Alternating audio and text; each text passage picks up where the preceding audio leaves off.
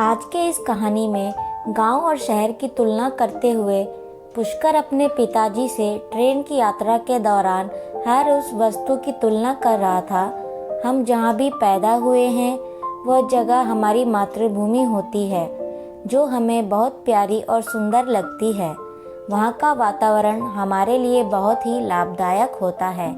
लेकिन इस कहानी में पुष्कर को ये सब समझ नहीं आ रहा था। उसे तो केवल शहर से ही लगाव था। लेकिन पिता ने अंत में ये साबित कर ही दिया कि हमारे गांव से बढ़कर कोई जगह नहीं होती है। गांव में रहने वालों की भी जिंदगी कैसी होती है। दिन भर काम काम करके गुजर जाता है। ना कहीं घूमने जा सकते हैं और ना ही अच्छी चीज़ों का उपयोग कर सकते हैं। ये बात पुष्कर अपने पिता रघुवीर से कहता है। पुष्कर, पापा, हम भी शहर में रहते। वहाँ की ऊंची ऊंची इमारतें, सुबह उठने से लेकर शाम को सोने तक कोई काम नहीं, सिर्फ घूमते फिरते। शहर के बड़े बड़े विद्यालय में पढ़ने जाता। कितनी सुखी की जिंदगी होती होगी शहर की। मुझे तो शहर में रहना बहुत अच्छा लगता है। रघुवीर, नहीं बेटे, हमारी तो जिंदगी हो गई है गांव में रहते हुए। हमें हमारा गांव ही प्यारा है। हमारे गांव में किसी बात की कोई लापरवाही नहीं होती है। गांव के लोग मिलजुल कर रहते हैं। पूरा दिन काम करके पता ही नहीं चलता कब शाम हो जाती है। और हाँ, एक खास बात, गांव में अगर कोई भी अनजान आदमी किसी भी तरह की सहायता मांगे तो हम उसकी पूरी तरह से सहायता करने की कोशिश करते हैं। पुष्कर, नहीं पिताजी, शहर की बात अलग होती है। मैं अगर आपके जैसा बड़ा होता तो शहर में ही रहता। रघुवीर, गांव में बोर भी नहीं होते हैं, लेकिन शहर में तो लोग सिर्फ अपने काम से मतलब रखते हैं। किसी के पास बैठने उठने में कहाँ समझते हैं। अपना काम और अपना घर। किंतु गांव तो गांव होता है। गांव में लोग एक दूसरे के लिए मरते हैं।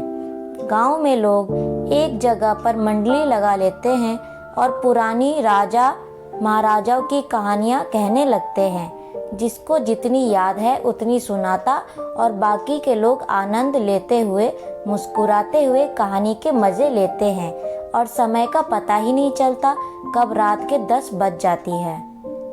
बातें करते करते काफी समय हो गया, रात हो चुकी थी। दोनों सो गए, लेकिन सोने के बाद भी पुष्कर को तो वही शहर के सपने आते रहते।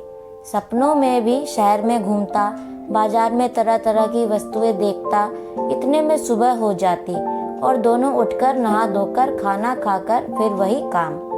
एक दिन रघुवीर को किसी काम से गांव से लगभग 200 किलोमीटर दूर किसी शहर में जाना था। उसने सोचा कि ट्रेन से जाने से अच्छा रहेगा, तो उसने ट्रेन से जाना उचित समझा। जब पुष्कर को पता चला तो उसने भी साथ जाने की ठानी और सोचने लगा कि ट्रेन से तो शहर का नज़ारा भी देखने को मिलेगा।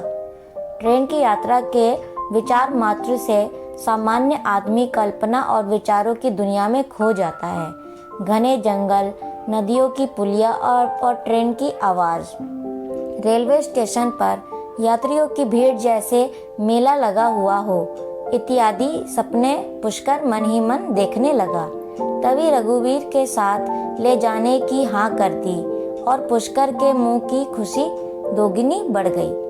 दोनों तैयार होकर चल दिए। गांव से कुछ ही दूर छोटा स्टेशन था और कुछ ही देर में ट्रेन भी आ चुकी थी। दोनों बैठ गए। कुछ दूर जाने पर एक बड़ा सा शहर आया। तब समय शाम की 5 बज चुकी थी। दोनों बैठे बैठे बातें कर रहे थे। इतने में रघुवीर को शहर में कुत्तों का एक झुंड दिखाई दिया।